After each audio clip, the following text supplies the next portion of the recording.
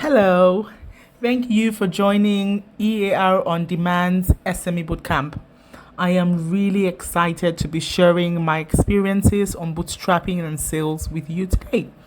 My name is Ejimen Roluga. Sorry. I am a finance and strategy professional who has served and worked with multiple struggling, growing, and established, MSMEs, which is the micro, small, medium, and large scale businesses, as employee, as management, as consultant, and founder. So now to the topic of the day, bootstrapping and sales. What does this even mean? Two words. So the first, bootstrapping, a word that sounds really technical that we all play with, but may still not have been explained clearly in the African context. While the second word, sales, is every entrepreneur and business owner's favorite word. Every entrepreneur who is really on their grind or paper chase to constantly, get to a point where they're constantly closing out on great or decent sales. Let's try defining what bootstrapping is. Bootstrapping is basically building your company from ground up with nothing but your personal savings and largely intuition. And in most cases, your first cash as a business coming in from your first sales. Now, if you observe small business owners around you, you will notice that a lot of them, one started their business with little to no cash, either because they have limited savings and may have been unable to raise capital from angel investors, family and friends, and any other investor. As of course, like you may know, that requires your real commitment and most importantly results. And as a result, they felt they need to get off the ground anyways.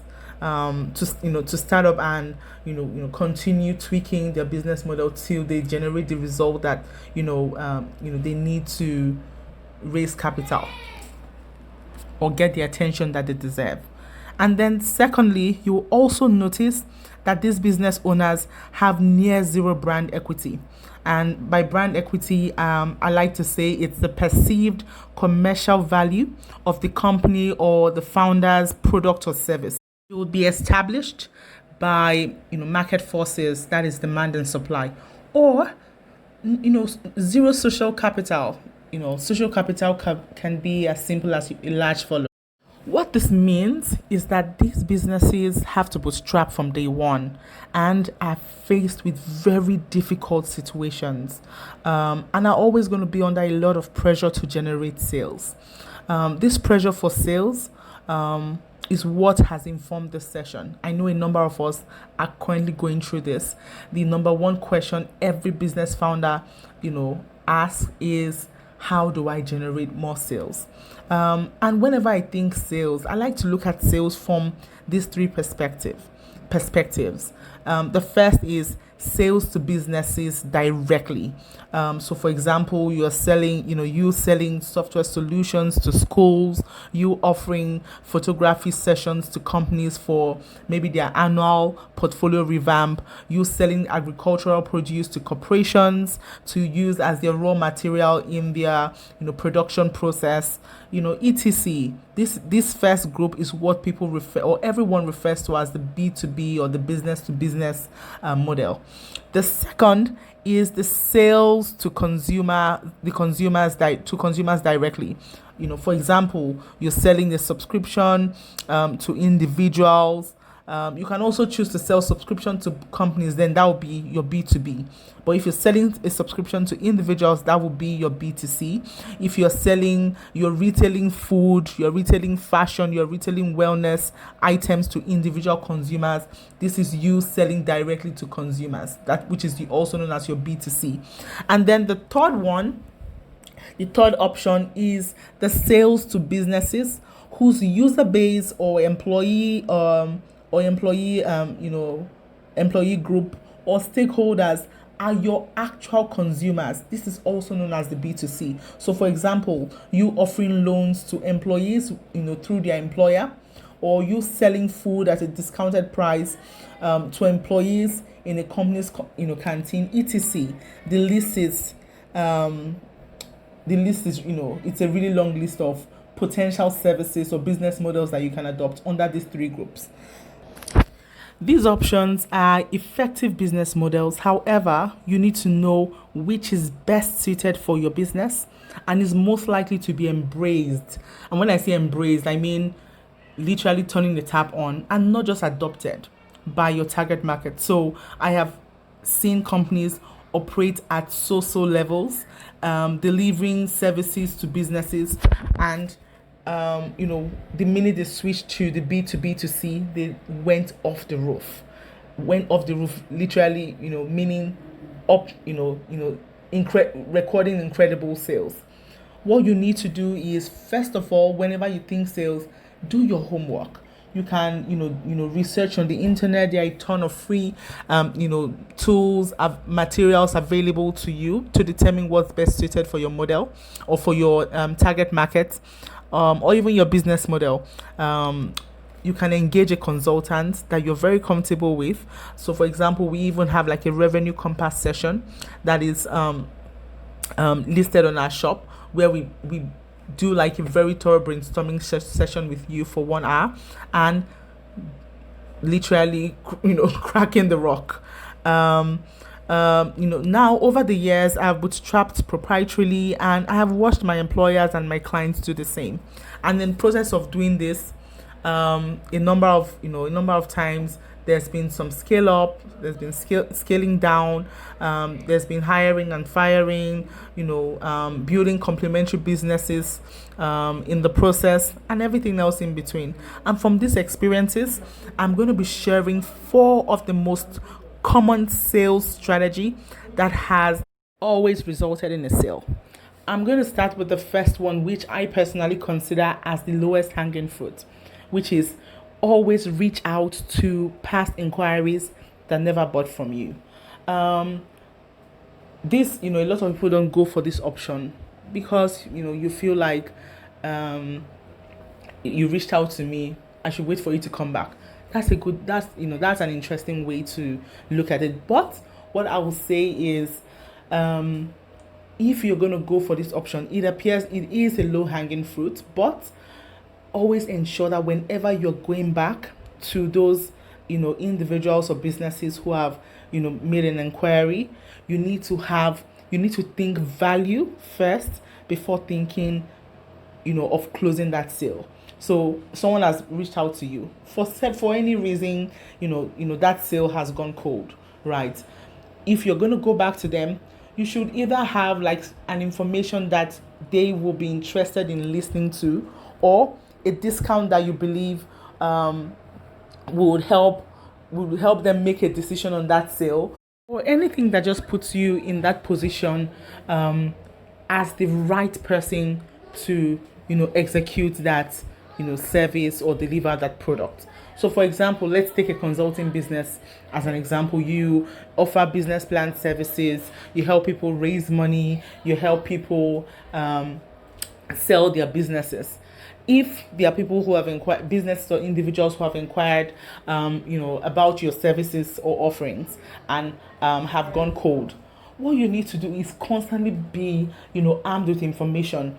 If you find out that, for example, the CBN has, increased these licensing rates, and one of the clients talking to you are in that space, you go back to them with that information. I just got information that, constantly give them value, and you are not forcing them to close. You are just giving them value, and naturally you are going to be the person to work with them. It could even be something as simple as you saying, do you know that this competing brand operating in Germany is looking to come into Nigeria as a player, right? What that means is you need to position now. Do you understand? So you are already giving them counsel, good advice, valuable advice, and naturally, it's if that sale is going to close, you are going to be the person to handle it.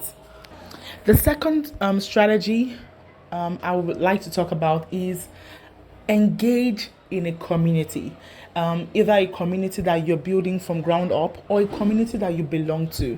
It can be you taking your Instagram page very seriously, setting up Telegram if you believe that was best for you to handle, setting up a community on WhatsApp, a community on Facebook, establishing thought leadership on LinkedIn.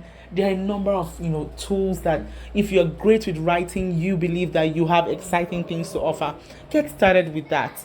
It can even be you engaging on a podcast, creating a YouTube channel. Again, these things are not going to materialize overnight, but what you realize is, if you truly have a product that works, or a service that works, or it's exciting, right, that your target market wants, people will listen to you and will grow. You could generate a lot of sales. I've seen this happen with a page on Instagram. I knew when this page started, I was basically at the forefront of this page, starting from zero. They engaged our services to help them put together create like themes and posting contents for their page, and then we did that for them. And today they are very close to 2,000, and more interestingly, have closed a lot of sales in their complementary business. So yes, it's a community of people, but they have like a complementary business that is offering real services, right? Offering like commercial services, in a complementary product that everyone in their community needs, and they're constantly closing out sales using this strategy. So it works. I know it's very. The third option is leveraging your network. I know it almost sounds like the second one I just talked about, but this is leveraging. When I think network, I'm not thinking online network only, right? An offline network as well exists, and that's one of the things I'm going to close this session with. And I'll paint a story with a company. I know a company that I worked with looking to establish a restaurant, and when the company was launched, the founders of this business reached out to everyone in their network, offered like coupons and discounts to come at the restaurant. And trust me, the first 3 months of that company's operations, they started generating daily sales that was equal to established restaurant players in Lagos, the top restaurant players in Lagos. That is the power of leveraging your network.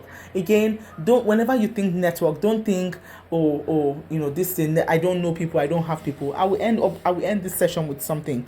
This is, I like this particular strategy, because this is it's a strategy that requires a lot of you moving out of your comfort zone, which will ultimately deliver the result that you want. And then the fourth strategy is to train your mind to smell opportunities and take position immediately.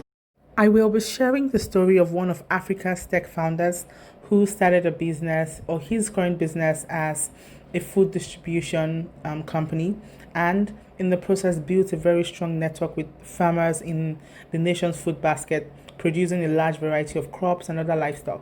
And in the process, this founder smelled an opportunity to act as broker between your large corporates, who typically will need this produce for as inputs for in their production process, and input providers.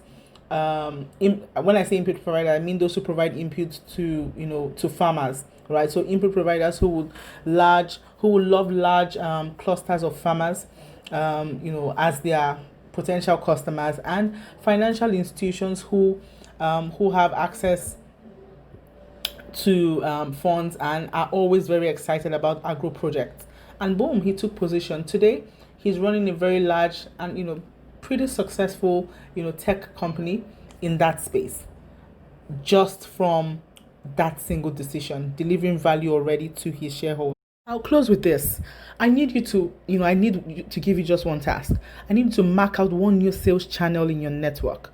And again, remember, channels could be online and offline. So it could be you living in Ifako, Bagada, Lagos. That is your channel. You having access to restaurant owners, mom and pop stores, having access to WhatsApp groups that need your service. Mark them down, any channel, just one of them, and one service or product from your existing line of a new one that you can offer to them. And I will discuss this with everyone same time next week. Thank you for tuning in. Have an amazing day.